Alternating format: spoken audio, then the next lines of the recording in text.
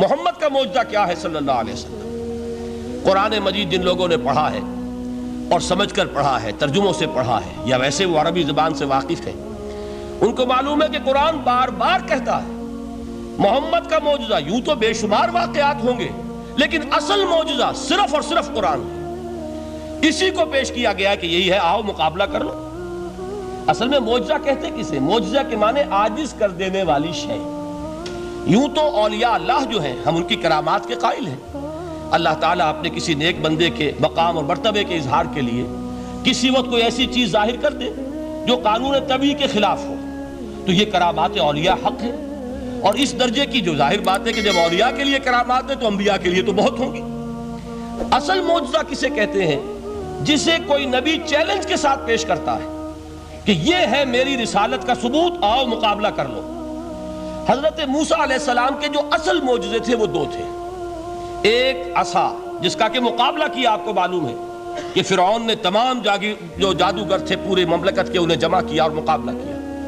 تو جس چیز کو کہ پیش کیا جائے چیلنج کے ساتھ کہ آؤ تو مقابلہ کر لو، وہ اصل معجزہ ہوتا ہے اس نبی اور رسول کا۔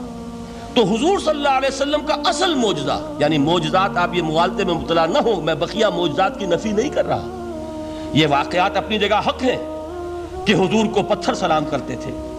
حضور صلی اللہ علیہ وسلم جس کھجور کے تنے کے ساتھ ٹیک لگا کر خطبہ دیا کرتے تھے، جبکہ ابھی مسجد نبی میں ممبر نہیں بنا تھا، جب تعداد زیادہ ہو گئی مسلمانوں کی اور ضرورت محسوس ہوئی کہ ذرا بلند مقام پر کھڑے ہو کر آپ خطبہ ارشاد فرمائیں، تو پھر وہ ممبر بنا کر رکھا گیا۔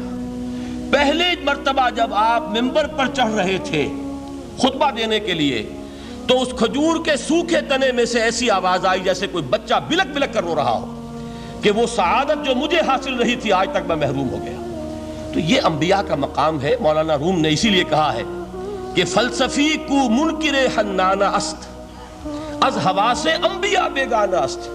فلسفی اور عقلیت پرست انسان وہ تو حنانہ کا انکار کر دے گا، کیسے ممکن ہے سوکھا تنا اور اس کے اندر سے بچے کی طرح بلکنے کی آواز آئے، لیکن یہ اس لیے ہے کہ وہ انبیاء کے خصوصی احوال جو ہے ان کو جانتا نہیں۔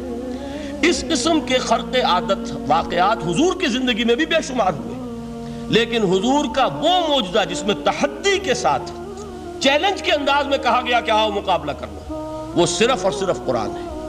چنانچہ آپ سورہ بنی اسرائیل میں دیکھیں گے قُلْ لَئِنِ اجْتَمَعَتِ الْإِنسُ وَالْجِنُّ عَلَىٰ أَن يَأْتُوا بِمِثْلِ هَٰذَا الْقُرْآنِ لَا يَأْتُونَ بِمِثْلِهِ وَلَوْ كَانَ بَعْضُهُمْ لِبَعْضٍ ظَهِيرًا۔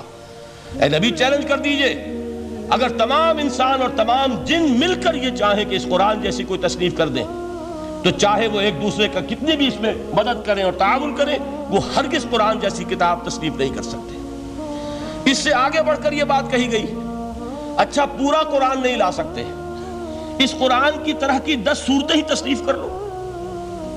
جب اس کا بھی جواب نہیں دیا گیا تو جسے کہتے ہیں برسبیل تنزل، اور پنجابی میں کہتا ہے کہ برے کو گھر تک پہنچانا، وہ برے کو گھر تک پہنچانے کے لیے فرمایا ایک صورت ہی بنا لاؤ۔ یہ سورہ ہود میں اور سورہ یونس میں یہ مضمون آیا، اور پھر سورہ بقرہ میں ہجرت کے بعد جو پہلی سورت نازل ہوئی اس میں پھر اس کو دہرا دیا گیا، وَإِن كُنتُمْ فِي رَيْبٍ مِّمَّا نَزَّلْنَا عَلَىٰ عَبْدِنَا فَأْتُوا بِسُورَةٍ مِّن مِّثْلِهِ وَادْعُوا شُهَدَاءَكُم مِّن دُونِ اللَّهِ إِن كُنتُمْ صَادِقِينَ۔ کہ اگر تمہیں کوئی شک ہے اس کتاب کے بارے میں جو ہم نے نازل فرمائی ہے، شک کیا ہوگا؟ شک اسی بات میں ہوگا کہ شاید یہ محمد کا اپنا کلام ہے صلی اللہ علیہ وسلم، یا کوئی اور انسان ہے جو انہیں سکھا پڑھا رہا ہے۔ اگر تمہیں اس نوعیت کا کوئی شک ہے تو اس جیسی ایک صورت بنا لاؤ، فَأْتُوا بِسُورَةٍ مِّن مِّثْلِهِ۔ اور نوٹ کیجئے گا سورۃ العصر بھی سورت ہے، سورۃ الکوثر بھی سورت ہے، 3 آیات بھی اگر ایسی تم تصنیف کر کے لے آؤ تب تو تمہیں کچھ شک کرنے کا حق حاصل ہوگا، اور اگر نہیں کر سکتے تو جان لو فَإِن لَمْ تَفْعَلُوا وَلَن تَفْعَلُوا۔ پھر اگر تم ایسا نہ کر سکو اور ہرگز نہیں کر سکو گے، ذرا چیلنج کا انداز دیکھیے کہ ہرگز نہیں کر سکو گے، فَاتَّقُوا النَّارَ الَّتِي وَقُودُهَا النَّاسُ وَالْحِجَارَةُ، ڈرو اس آگ سے جس کا ایندھن بنیں گے انسان اور پتھر۔ اب اس بات کو سمجھیے کہ تاریخی حقیقت ہے یہ، جس کا کوئی کافر انکار نہیں کر سکتا، کہ وہ کوئی شخص اس چیلنج کو قبول کرنے کی جرات نہیں کر سکا۔ اگر جھوٹ موٹ کو بھی کوئی کھڑا ہو جاتا اور کہتا کہ ٹھیک ہے میں نے یہ ایک صورت بنائی ہے اور میرا دعویٰ یہ ہے کہ یہ قرآن جیسی ہے، تو ایک کنٹروورسی تو پیدا ہو جاتی نا۔ کچھ لوگ چاہے کہتے کہ نہیں یہ قرآن کے سطح کی نہیں ہے، لیکن یہ کہ اس کا دعویٰ تو ہو جاتا، لیکن تاریخ یہ بتا رہی ہے کہ سرے سے کسی شخص نے اس کی جرت نہیں کی۔ اس درجے وہ قرآن سے مرعوب ہوئے تو حضور کا سب سے بڑا معجزہ جو آج تک زندہ ہے، اس کو ذہن میں رکھیے، میں نے جو حضرت موسیٰ حضرت عیسیٰ کے معجزات گنوائے ہیں وہ در حقیقت ان کی اپنی ذات کے ساتھ تھے۔ ید بیضا موسیٰ کے ساتھ تھا، عصا معجزہ اس وقت تھا جب موسیٰ کے ہاتھ میں تھا، اس کے بعد کئی سو برس تک وہ صندوق سکینہ جو ہے، تابوت سکینہ، اس میں وہ عصا رکھا رہا، لیکن اب وہ معجزہ نہیں تھا، وہ سوکھی لکڑی تھی، اس کے سوا کچھ نہیں۔ تو تمام انبیاء اور رسول کے معجزے ختم ہو گئے، وہ ان کی ذات کے ساتھ تھے۔ محمد الرسول اللہ کی رسالت دائمی ہے تا قیام قیامت، لہذا معجزہ بھی آپ کا دائمی ہے، وہ معجزہ آج بھی موجود ہے۔ البتہ میں ادھر ضرور توجہ دلاؤں گا کہ قرآن مجید کے اعجاز کے 3 پہلو ہیں۔ پہلا پہلو، اور زیادہ تر اسی کی طرف توجہ زیادہ ہوئی ہے، وہ ہے قرآن کی فصاحت، بلاغت، ادبیت، اس کی چاشنی۔ ظاہر بات ہے کہ اس کا شعور اور ادراک صرف عربوں کو ہو سکتا ہے، بلکہ میرے خیال میں ناراض نہ ہو اہل عرب تو آج کے عربوں کو بھی نہیں ہو سکتا۔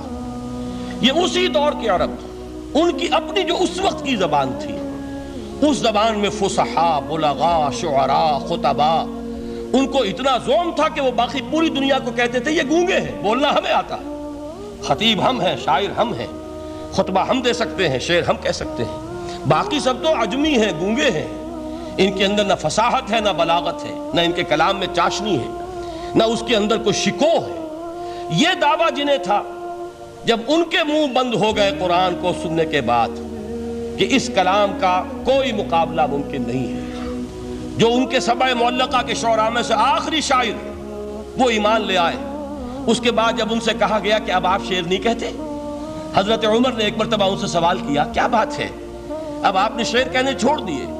تو ان کا جواب یہ تھا اب بعد القرآن، کیا اب قرآن کے بعد بھی اس کا امکان ہے کہ کوئی شخص اپنی فصاحت اور بلاغت کا کوئی اظہار کرنا چاہے؟ یہ تو فصاحت اور بلاغت کی ایک معراج ہے کہ جس تک کہ اب کسی انسان کی رسائی ممکن نہیں۔ تو فصاحت اور بلاغت جو ہے قرآن کے اور اس کی ادبیت، در حقیقت اس کا ادراک تو ہو سکتا ہے صرف اہل زبان کو۔ ہم لوگ جو ترجموں سے پڑھتے ہیں، چاہے کتنی ہی گرامر پڑھ لیں، کتنی صرف و نحو پڑھ لیں، واقعہ یہ ہے کہ وہ جو ایک لفظ پر جب انگلی آتی ہے تو جو ایک آپ کو فیل ہوتی ہے، وہ فیل ہم جو عجمی لوگ ہیں جن کی مادری زبان عربی نہیں ہے، وہ قرآن مجید کی فصاحت اور بلاغت کو اس طور سے نہیں سمجھ سکتے جیسے کہ اہل زبان سمجھ سکتے ہیں، اور خاص طور پر جیسے کہ اس زمانے کے اہل زبان نے سمجھا۔ آج چونکہ عربی زبان سے تو جو اس کی فصیح لینگویج ہے وہ جوں کی توں اپنی اصل پر قائم ہے، اور وہ اسی قرآن کے طفیل اور قرآن کے صدقے قائم ہے، ورنہ دنیا میں کوئی دوسری زبان نہیں ہے کہ جو 1500 برس تک اتنی پیور رہ جائے، اس میں تبدیلی آتی ہے۔ خود اردو جو ہے 300 برس کی اردو، دکن کی اردو، ذرا اس کو کبھی پڑھیے تو آپ حیران ہوں گے کہ یہ اردو زبان ہے، اور آج کی اردو کوئی اور ہے۔ یہ صرف 200-250 برس کے اندر یہ انقلاب اردو میں ہو چکا ہے۔ عربی زبان 1500 برس سے وہ قائم ہے اپنی اسی جگہ پر، اور وہ صرف قرآن کا اعجاز اور قرآن کا صدقہ ہے، لیکن باقی جو اصل میں بولی جانے والی زبانیں ہیں وہ بہت بدل چکی ہیں۔ لہذا تمام اہل عرب کے لیے بھی اب قرآن کے اس پہلو کو صحیح طور پر سمجھنا ممکن نہیں۔ قرآن کی جو اعجاز کے 2 پہلو ہیں، وہ ہے در حقیقت جو میری اور آپ کی توجہ کے خاص طور پر در حقیقت حقدار ہیں، اور ہمیں ان کی طرف توجہ کرنی چاہیے۔ بدقسمتی سے اس کی طرف عام طور پر علماء نے توجہ نہیں کی، اس کی صرف ادبیت ہی کا چرچا ہوتا ہے۔ اصل میں قرآن مجید علم انسانی کی معراج، فکر، فلسفہ، حکمت، قرآن کی ابدی حکمت، قرآن کا ابدی فلسفہ، قرآن انسانی مسائل کا جو حل دیتا ہے، قرآن نے سوشل سائنسز میں جس طریقے سے رہنمائی کی ہے، یہ 2 پہلو ہیں اس کے اعجاز کے، جس کی کہ آج ہمیں ضرورت ہے کہ ہم اس کا شعور اور ادراک حاصل کریں۔ اس کے ضمن میں خاص طور پر علامہ اقبال کا نام لینا چاہتا ہوں۔ میرے نزدیک اس دور میں قرآن مجید کے اس اعجاز اور اس کے ایک معجزہ ہونے کے لیے سب سے بڑی دلیل علامہ اقبال کی شخصیت ہے۔ وجہ کیا ہے کہ علامہ اقبال علماء کے طبقے میں سے نہیں تھے۔ ظاہر بات ہے کہ جن کا پورا جو ہے جن کی زندگی گزرتی ہو قال اللہ و قال الرسول میں، ان کے دلوں میں عظمت قرآن کی، ان کے دلوں میں حضور کی محبت یہ تو سمجھیے کہ ہونی ہی چاہیے، ان کے شب و روز اسی میں گزرتے ہیں۔